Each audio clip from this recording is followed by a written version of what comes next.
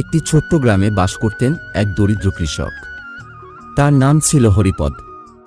হরিপদ খুবই সরল মানুষ ছিলেন, সারা দিন মাঠে কাজ করতেন এবং রাত হলে বাড়ি ফিরে যেতেন। একদিন রাতে মাঠে কাজ শেষ করে হরিপদ বাড়ি ফিরেছিলেন। রাত্রি তখন অনেক গভীর, পূর্ণিমার চাঁদ উঠেছে, কিন্তু চারদিকে নিস্তব্ধতা। পথে ফিরতে ফিরতে হরিপদ হঠাৎ দেখতে পেলেন রাস্তার ধারে একটা বড় বটগাছের নিচে এক অদ্ভুত আলো জ্বলছে। হরিপদ কিছুটা ভীত হয়ে এগিয়ে গেলেন। কাছে গিয়ে দেখলেন সেখানে এক অদ্ভুত মানুষ বসে আছে। লোকটির মুখ দেখে মনে হলো সে কোনো সাধারণ মানুষ নয়। তার চোখে এক অদ্ভুত জ্যোতি, আর তার চুল ছিল রক্তের মতো লাল। হরিপদ ভয়ে কাঁপতে শুরু করলেন। লোকটি হরিপদকে দেখে মিষ্টি হাসল। তারপর বলল, ভয় পেও না, আমি তোমাকে কিছু বলবো। আমি এক ভূত, কিন্তু আমি তোমাকে ক্ষতি করতে আসিনি। হরিপদ অবাক হয়ে জিজ্ঞাসা করলেন, তুমি কি চাও? ভূতটি বলল, আমি এই গাছের নিচে বহু বছর ধরে বসবাস করছি। অনেক লোককে ভয় দেখিয়েছি, কিন্তু তোমাকে দেখে মনে হলো তুমি খুবই পরিশ্রমী ও সৎ মানুষ। তাই আমি তোমাকে সাহায্য করতে চাই। হরিপদ আরও বিস্মিত হলেন।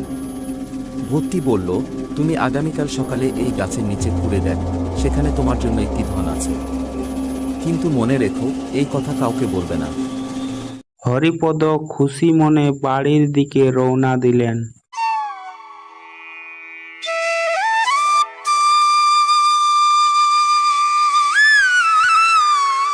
হরিপদ সকাল সকাল বেরিয়ে পড়লেন বড়গাছের দিকে।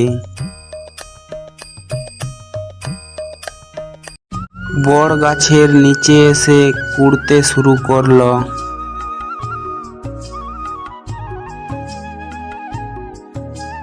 কিছুক্ষণ পর তিনি মাটির নিচ থেকে একটি বড় পিতলের পাত্র পেলেন। পাত্রের ভিতরে ছিল অনেক সোনা ও রূপার মুদ্রা। তারপর তিনি পাত্রটিকে নিয়ে খুশি মনে বাড়ি চলে গেলেন। হরিপদ ধন দেখে খুবই খুশি হলেন। তিনি ওই ধন দিয়ে নিজের ও গ্রামের মানুষের অনেক উপকার করেন। তারপর গ্রামের মানুষ তাকে খুবই ভালোবাসত, আর সেই ভূত হরিপদকে কোনোদিন বিরক্ত করেনি, বরং আশীর্বাদ করেছিল।